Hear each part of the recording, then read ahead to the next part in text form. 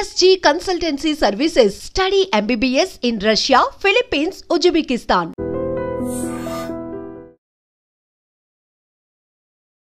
Hi guys, welcome back to iter media.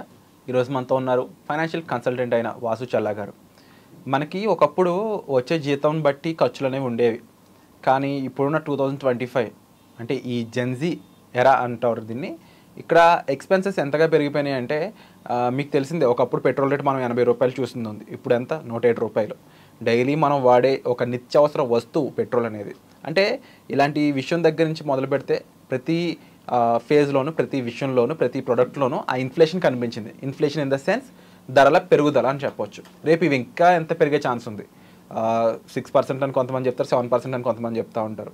ఈ ధరలు ఇలా పెరుగుతున్న టైంలో మన ఇన్కమ్ని మనం ఎలా మేనేజ్ చేసుకుంటే సేఫ్ సైడ్ ఉంటాం, మన ఫైనాన్షియల్ ప్లానింగ్ ఎలా ఉండాలి, ఏదైనా ఒక వస్తువు కొనాలి అంటే మనం ఎలా ఆలోచించాలి, ఈ విషయాలన్నీ కూడా ఈరోజు ఎపిసోడ్లో తెలుసుకుందాం. నమస్కారం సార్. నమస్కారం అండి. అంటే ఒకప్పుడు హెల్త్ బాగాలేదు అంటే డాక్టర్ దగ్గరికి వెళ్ళాలి, చెక్ చేయించుకోవాలనే జ్ఞానం ఉండేది, కాబట్టి అది ఇప్పటికీ జరుగుతూ ఉంది. ఆ కేర్ తీసుకుంటున్నారు. బట్ ఫైనాన్షియల్ డాక్టర్ని కలవాలి అనే ఒక అవేర్నెస్ ఇంకా జనాల్లోకి రాలేదని చెప్పొచ్చు నా ఉద్దేశంలో. సో నేనేమంటానంటే, ఒక డాక్టర్ ఎలా అయితే ఉంటారో, ఫ్యామిలీ డాక్టరో లేదంటే మన ఇంటి దగ్గర డాక్టరో, ప్రతి ఒక్కరికి అలా ఒక ఫైనాన్షియల్ డాక్టర్ ఉండాలనేది నా అభిప్రాయం. దానికి కారణం ఏంటి అంటే, లైవ్ ఎగ్జాంపుల్ ప్రతి ఒక్కరు కూడా. నేను ఒకప్పుడు ఒక పెట్రోల్ 80 రూపాయలు లీటర్ అంటే ఓకే, నాకు నెల మొత్తానికి ఎంత అవుతుందని ఐడియా ఉండేది. అది కల్లో కూడా నేను 107 రూపాయలు 100 రూపాయలు పైన పెట్రోల్ పెడతాను లీటర్ కానీ అనుకోలేదు. But it happen. In future ఇంకా ఎంత వర్స్ సిచ్యువేషన్ వెళ్తుందో తెలియదు. కరెక్ట్. కానీ ఇన్కమ్ క్యాపబిలిటీస్ అందరికీ పెరుగుతున్నాయంటే డౌట్ ఉంది ఇక్కడ. అవును. సో ఒక పక్కన ఇన్కమ్ ఏమో స్టెబిలిటీ లేకుండా ఉంది, ఇంకో పక్కన ధరలు ఏమో పెరిగిపోతూ ఉన్నాయి. సో ఇలాంటి ఒక కన్ఫ్యూజ్డ్, ఇబ్బందికరమైన సిచ్యువేషన్ని ఎలా ఫైనాన్షియల్ మేనేజ్మెంట్తో, ఫైనాన్షియల్ ప్లానింగ్తో మనం ముందుకు తీసుకెళ్ళొచ్చు అంటారు? Okay, very good question. So యాక్చువల్గా ఇక్కడ మనకి ఫ్రెండ్ ఎవరు, విలన్ ఎవరు అనేది, లేదంటే ఎనిమీ ఎవరు అనేది మనకి క్లారిటీ ఉండాలి. So majority times middle class పీపుల్కి ఎనిమీ వచ్చేటప్పటికి గవర్నమెంట్ ఉంటుంది. ఓకే, మనం అనుకోం మామూలుగా గవర్నమెంట్ మనకు సపోర్ట్ చేస్తుంది కదా అన్నట్టు అనుకుంటాం. బట్ గవర్నమెంట్ ఎప్పుడు కూడా సపోర్ట్ చేసేది పూర్ పీపుల్కి అండ్ హైలీ రిచ్ పీపుల్కి. మధ్యలో మిడిల్ క్లాస్ మాత్రం గవర్నమెంట్ బాగా తొక్కుతూ ఉంటుంది. అందులో మనకి petrol example, live example petrol.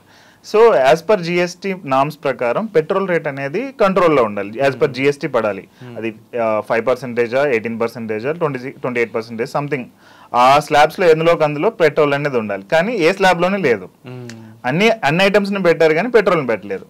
So petrol మూలంగానే గవర్నమెంట్కి ఎవ్రీడే ఇంత ఇన్కమ్ అన్నట్టు వస్తుంది, కాబట్టి దాన్ని వాళ్ళు అలా ఇగ్నోర్ చేస్తున్నారు. సో ఇక్కడ మనకి ఎనిమీ వచ్చేటప్పటికి ఒకటి గవర్నమెంట్, రెండవది కార్పొరేట్స్. సో కార్పొరేట్స్ మనం చూసుకుంటే కనుక వాళ్ళు కొన్ని kind of savings and investments plans అమ్మాయి. ఇప్పుడు ఈవెన్ ఇన్సూరెన్స్ సెగ్మెంట్లో చూసుకుంటే చాలా వరకు ఇన్సూరెన్స్ ప్లాన్స్ అనేవి 4%, 3%, ఈవెన్ 2% రిటర్న్స్ ఇస్తున్నాయి. ఫిక్స్డ్ డిపాజిట్ ఒక 7%, 8% రిటర్న్స్ ఇస్తున్నప్పుడు 7% యావరేజ్గా చూసుకుంటే, ఇన్సూరెన్స్ ప్లాన్స్ 4%, 3% రిటర్న్స్ ఇస్తున్నాయి. బట్ దాన్ని హైలీ మార్కెటింగ్ స్కిల్స్ యూస్ చేసి సేల్స్ చేయడం అనేది జరుగుతుంది. ఎస్పెషల్లీ కార్పొరేట్ ఫైనాన్షియల్ కంపెనీస్ అని అనుకోవచ్చు. ఓకే, అండ్ దీని పక్కన మనం నార్మల్గా ఇంకొక కార్పొరేట్ కంపెనీస్ మనం చూసుకుంటే, ఇవి బాగా స్పెండింగ్ కల్చర్ని బాగా ప్రోత్సహిస్తున్నాయి. ఇది వరకు మనం ఒక లోన్ తీసుకోవాలంటే చాలా భయపడేవాళ్ళు, అయ్యో లోనా లేదంటే అప్పు చేయాలా, ఈ టైప్లో ఉండేది.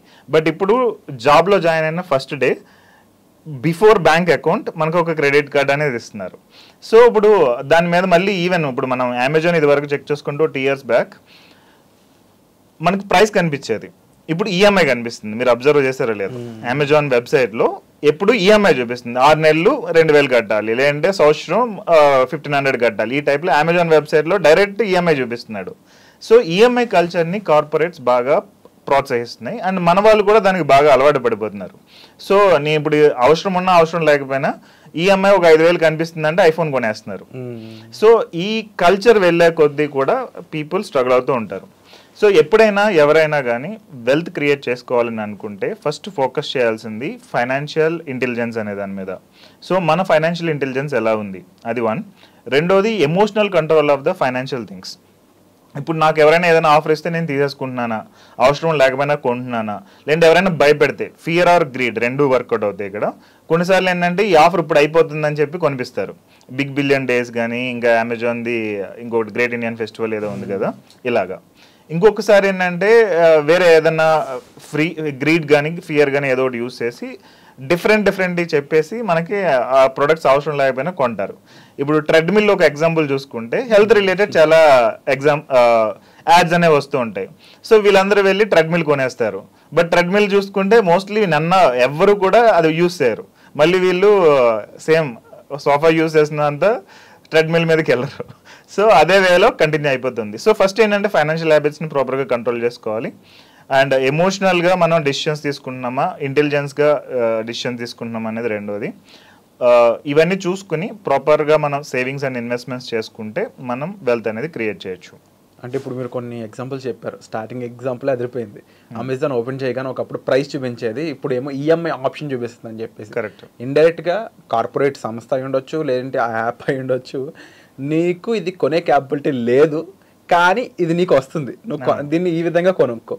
బట్ ఇందులో చెప్పండి ఏంటంటే నీ మీద ఇంత ఇంట్రెస్ట్ పడుతుంది, ఇంత వడ్డీ పడుతుంది నీ మీద నెల. నీకు అనవసరమైంది నువ్వు కొనడం వల్ల రేపు అన్న రోజు అవసరమైంది కొనుక్కోలేని పరిస్థితిలోకి వెళ్తున్నావు. ఇది చెప్పేది financial planners. So overall situation scenario చూస్తున్నట్లయితే ఈ ఫైనాన్షియల్ మేనేజ్మెంట్లో బడ్జెటింగ్ అని ఒక విషయం ఉంటుంది కదా. కరెక్ట్. దాన్ని ఎలా ప్లాన్ చేసుకోవాలి, అసలు బడ్జెటింగ్ అంటే ఏంటి చెప్తారా?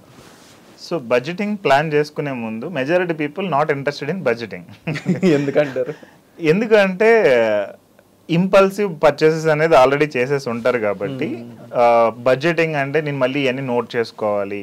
ఇప్పుడు నాకు ఎంత ఇన్కమ్ వచ్చింది, ఎంత ఎక్స్పెన్స్ వచ్చింది, నా ఖర్చులు ఏంటి, ఇవన్నీ నోట్ చేసుకోవాలి. ఈవెన్ రీసెంట్గా ఒక క్లయింట్ది టెస్టిమనీ మీకు చెప్తా. Client is earning 2.5 lakh per month. మా దగ్గరకు వచ్చినప్పుడు 1.5 year back net 2.5 lakh take home. Okay.